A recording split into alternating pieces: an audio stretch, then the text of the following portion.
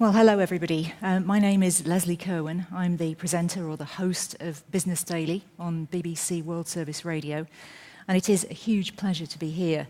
It's so exciting to hear about these world-changing ideas that FiRe offers to us. Of course, the big theme this year is integration, and we're now in this session going to be looking at integrating technology into enterprises.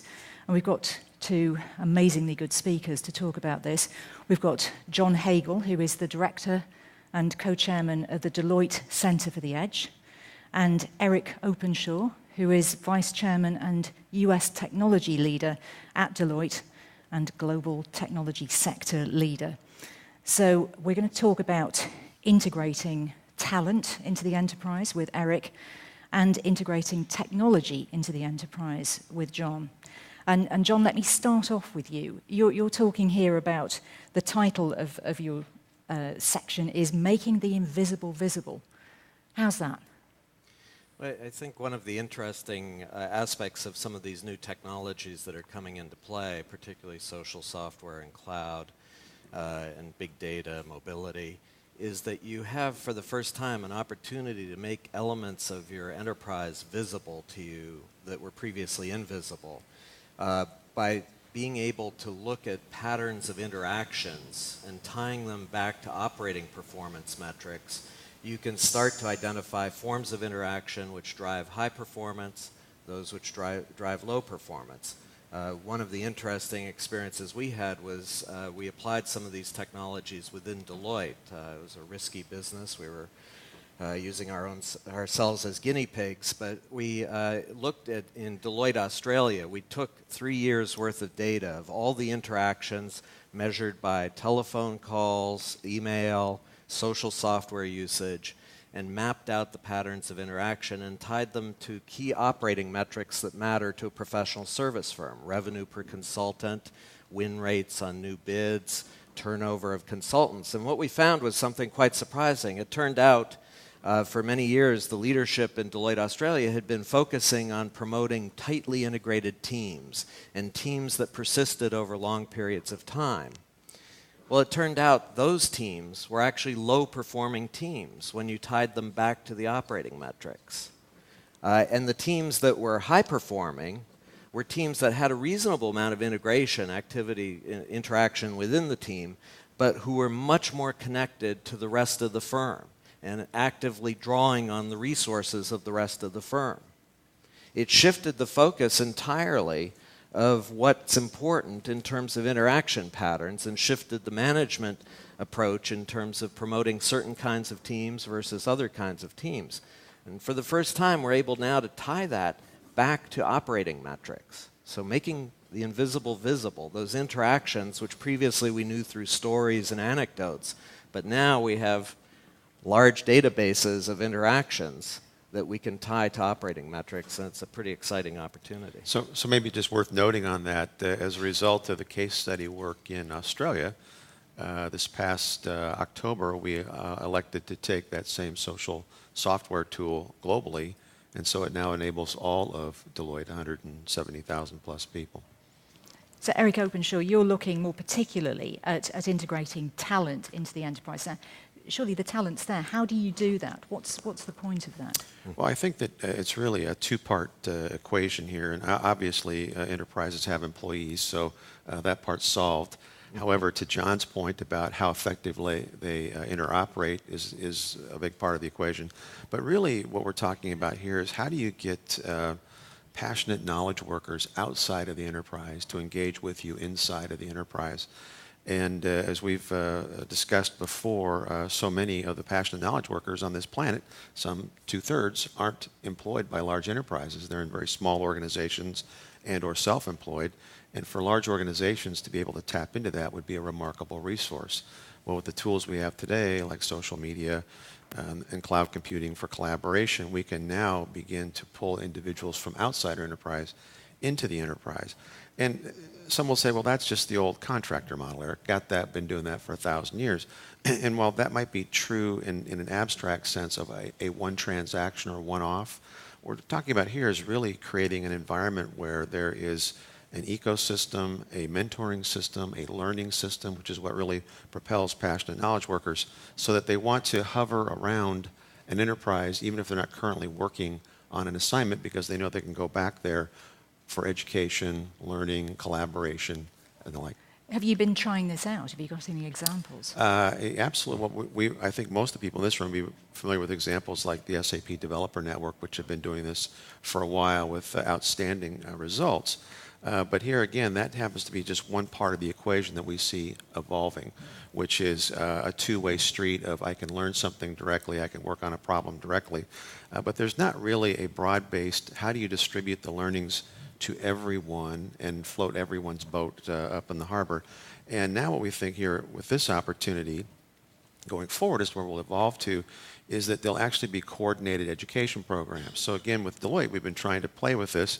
We've had something called debriefs for the last 6 years, a wildly popular series. There's one almost every week that goes on.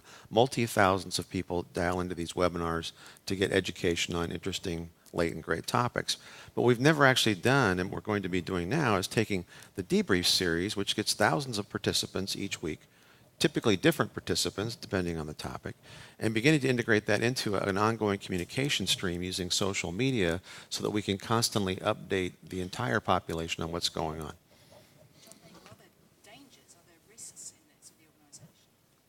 Obviously, I think we've talked in some of the previous sessions about some of the risks in terms of exposing intellectual property, getting unauthorized access to key information in the firm and people in the firm. So certainly those need to be addressed. On the other level, I think that the opportunity to connect in much richer ways and learn faster is something that makes those risks important to manage, not to avoid, not to say we're not going to connect outside, but to figure out how we can connect in ways that protect the IP that's important to us, but on the other level encourage those interactions. So I get the sense from what you're saying that you think a lot of organizations are not open to this. That's probably an understatement. I think that certainly most large enterprises, if you talk to the IT departments in large enterprises, there's cautious study and investigation, I guess would be the way to characterize it. But the interesting thing is when I talk to a CIO and say, what are you doing in terms of cloud computing or social software, they'll talk about the pilots and experiments that they're conducting in very contained environments, and that's it. But I can guarantee that if I walk down the corridor of any large enterprise, I can find instance after instance of use of cloud computing and social software. It's coming in under the radar screen. I mean, for those of us who've been in the IT industry long enough, I started in the days of the mini computer when the mini computers were being bought to get independence from the glass house. That was the way to have control over your resources and not depend on the central IT department. Then you had PCs coming in. Then you had internet access. All of this came in under the radar screen initially without the view or authorization of the central IT department. I think what we're facing now is how do we take those fragmentary and ad hoc kinds of initiatives and more effectively integrate it into the enterprise. So you're saying it's not being managed, really?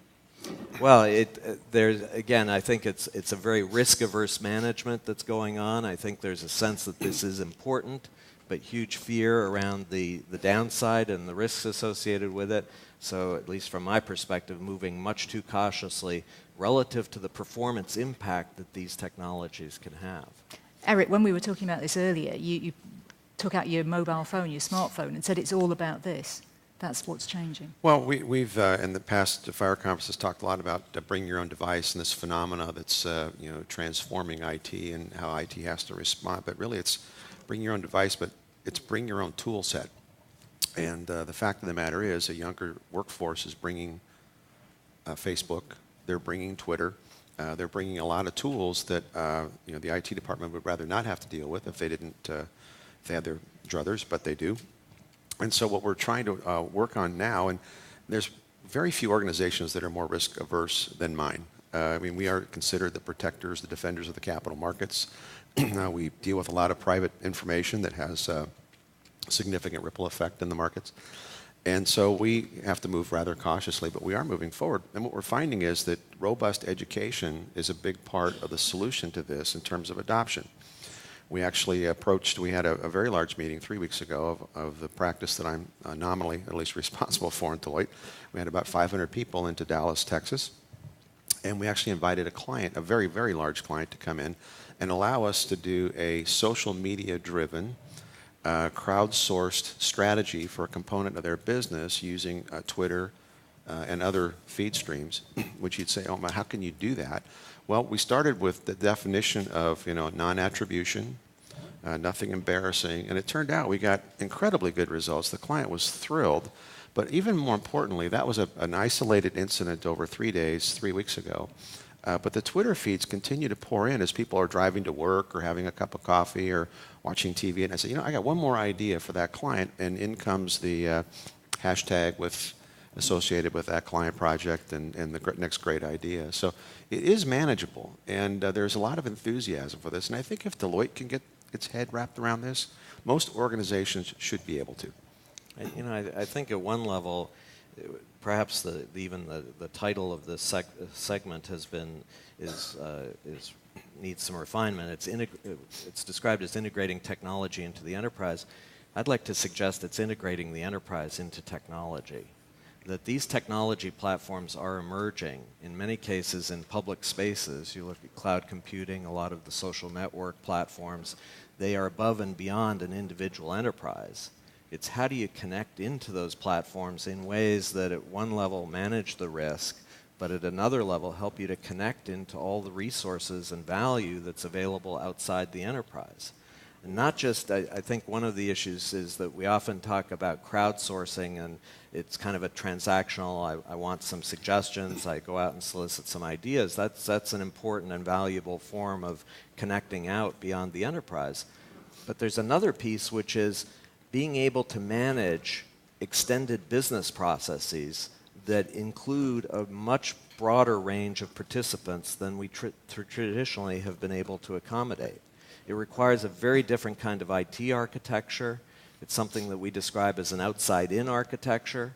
If you think of the way IT architecture has evolved, again, it was from the glass house out to departments, out to the desktop, but it was inside out, moving from the inside out. What if you came from the outside in and said the goal of this architecture is to be able to orchestrate, let's say, 15,000 business partners with no centralized point of control that can dictate the platform or the technology that will be deployed. And the coordination, the task of this architecture is not to manage very short-term, clearly defined transactions, but to manage long-lived, loosely coupled asynchronous interactions that extend out in many cases over months, not just a second or two. What would that architecture look like? One of the things is it would probably be a much more pessimistic architecture. If you're dealing with short-term transactions, you can be pretty optimistic the transaction is going to be completed as specified because it is so short-term and so clearly defined. If it's a long-lived interaction extending over months, who knows what could happen over those months that will disrupt what you originally intended? How do you create compensation mechanisms that will allow that interaction to complete, at least as intended, if not as specified? I think that's a very interesting architectural set of issues we're just starting to face and is key to integrating, not just within the enterprise, but across enterprises. So I was going to just add on to that. So if you let your mind's eye wander for a moment, then the next great challenge becomes if in fact that's where this is traveling to from an outside-in architecture, then what does that do to the delayering of an organization? Where most organizational models, whether public or private, are very hierarchical in nature, evolved that way in many aspects because it was about information dissemination and control points. But what if you don't need those control points anymore because information is literally ubiquitous, available to everybody all the time? It changes the nature of the organizational set, and what's the real role of middle management? Then let me ask you, I mean, if you're talking about changing the hierarchy, are you going to get buy-in for this kind of thing from the CEO? It's a big challenge. I think that in many cases, if you believe information is power, these technologies are extraordinarily subversive technologies They are undermining bases of power. That power will resist. It will fight.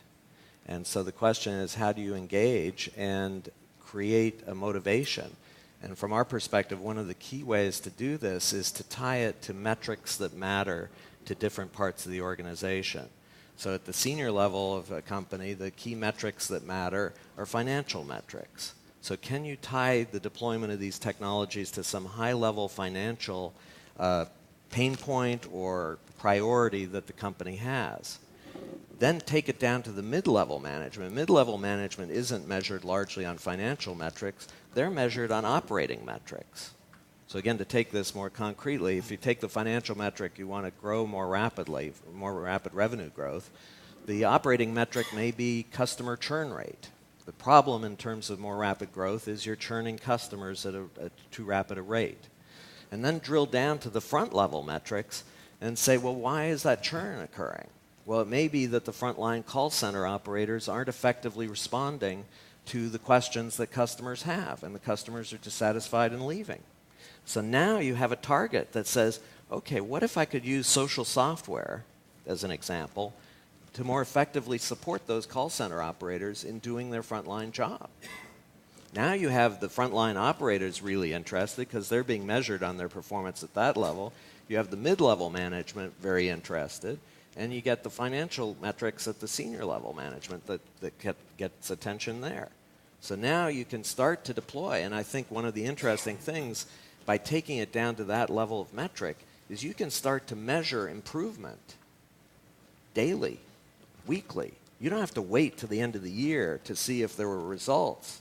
You can start to monitor, are they actually responding to questions much more effectively? So you're saying that measurement is the way to persuade CEOs and other people to take this seriously? Measurement in the metrics that matter to them, that they're being measured on, and that's the way to overcome some of the natural resistance that we see that executives tend to have for all the reasons that Eric mentioned. And I think the resistance issue isn't just limited to the C-suite, because there is an argument out there that says that resistance is generational.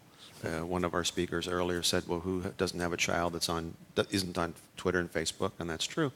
And so there is a working assumption that would say, well, if you're over 40, you're probably less likely to be interested in social media. If you're over 50, forget about it, and so on and so forth. So we implemented a social media tool, a little bit of training. Blue-collar workers in their 40s and 50s and 60s kind of got the idea of the value of using the tool, saw the value, started using it, I would say, on a prolific basis, and lo and behold, buses started getting on the road a little bit faster. So you can actually break down the generational myth if, in fact, the metrics are correct and incentivize the right kind of behavior. So is there a vision here of the enterprise of the future being something where there is a kind of multi-way conversation going on all the time between the participants and possibly people from outside in terms of strategy, in terms of so many different things that have to do with how the organization is managed? Certainly that's key. I think that from my experience, when most senior executives hear discussions about conversations, that's something you do at the bar at night or maybe around the water cooler, but it's not your job. Your job is to get a certain task done. And the question is, can this help you get the job done? So yes, conversations help, but it's got to be put into the context of where and how does this help.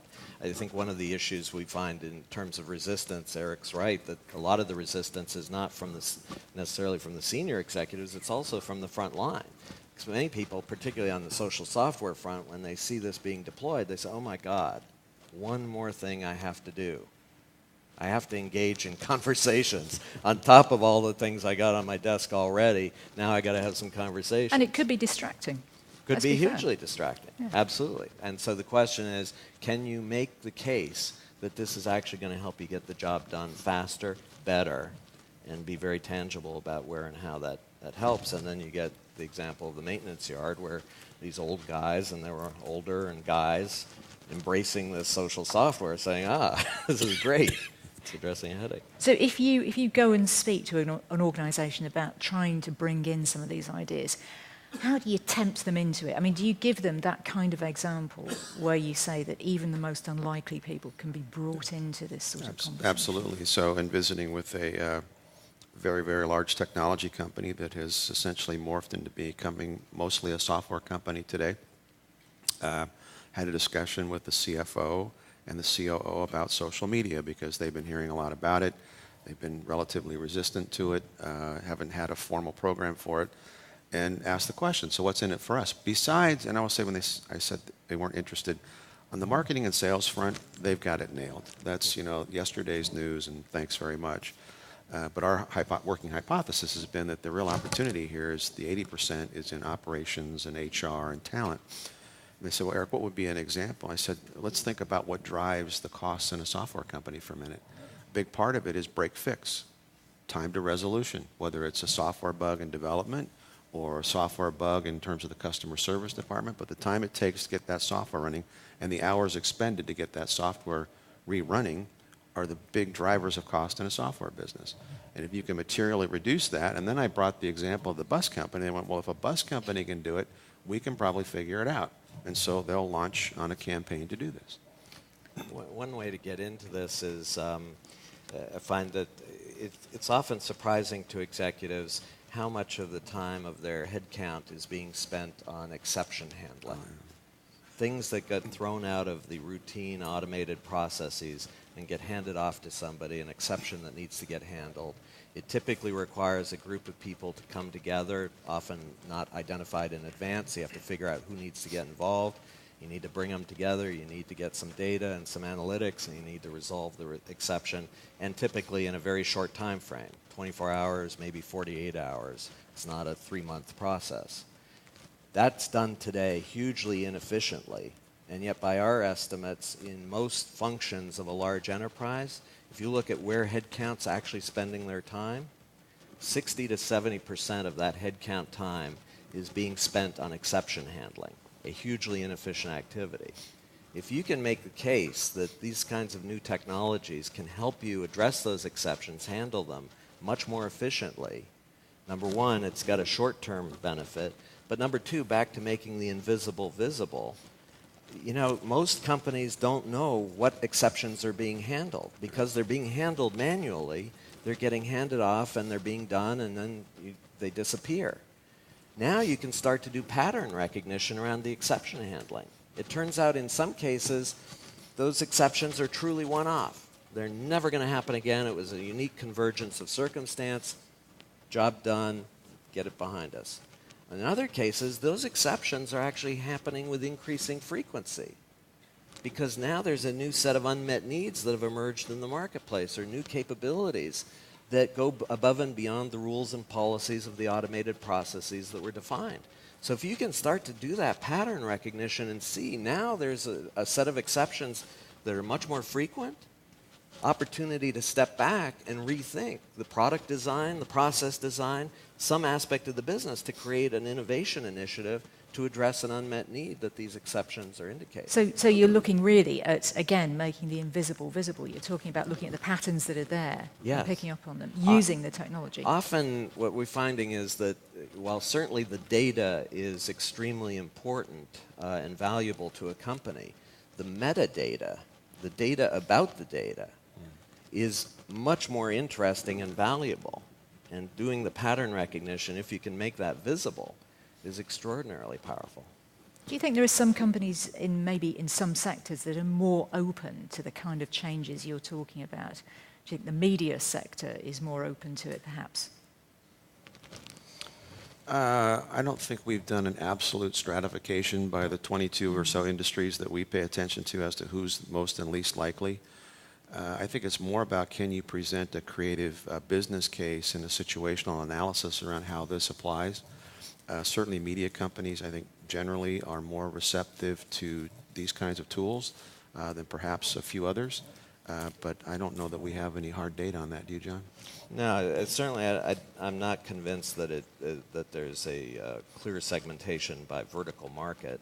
I do think one of the patterns we've seen is that high growth companies are much more likely to embrace and adopt some of these new technologies, because the challenges of growth, how do you get more done with the few resources you have available to you, motivate you, and you're also constantly confronting new things, so you're going out of your comfort zone on a daily basis in the business itself, so you're more willing to take some risk with some new technologies that have the prospect of helping you grow more rapidly versus a low-growth company. So let me ask you, how is this going to change the shape of the company if these kind of techniques can be used more? Eric? Well, I think first, we touched on a little bit earlier, but I think you'll see yet flatter organizations, and I think you'll see, particularly in the middle management ranks, I think we'll see a new organizational role called player coach, and less so manager of geography or manager of product line or manager, but more about player coach and how do you participate as well as mentor others, because that's really what these tools do, is allow for a very effective set of mentoring, and kind of reinvigorates the model from 1,000 years ago, which is the apprentice model. John Hagel? I think that's a critical point, and I'd frame it a little more conceptually in terms of, you know, there's a fundamental question on the table, which is, why do we have companies? You know, there's at least one school of thought within the internet world that says companies are dinosaurs. You know, we're all going to become free agents. We're going to connect with each other when needed, as needed, and it'll be a world of independent contractors. I think there is a real question of why do we have companies?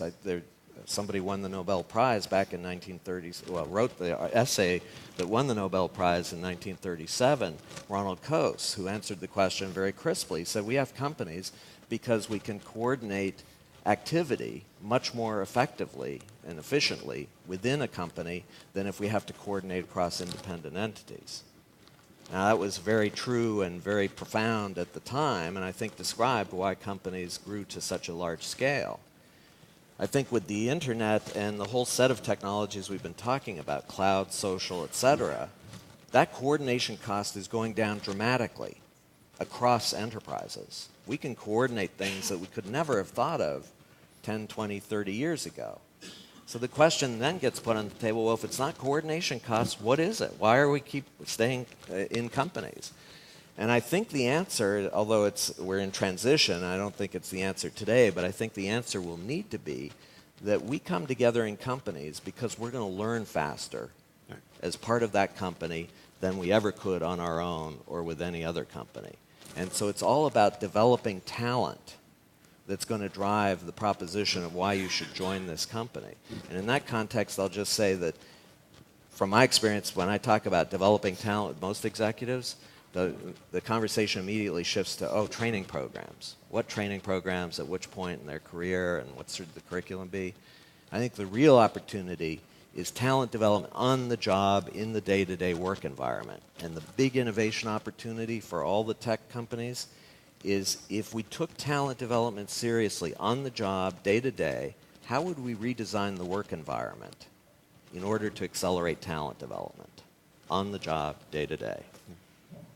I think they probably provide free coffee at the BBC, which they don't do, but I shouldn't really say that. Eric Openshaw, any final thoughts from you? I'd just add on to John's, that kind of brings us back around to this idea of talent-enabled ecosystems and the importance of the enterprise extending itself beyond the four walls, specifically in the HR model.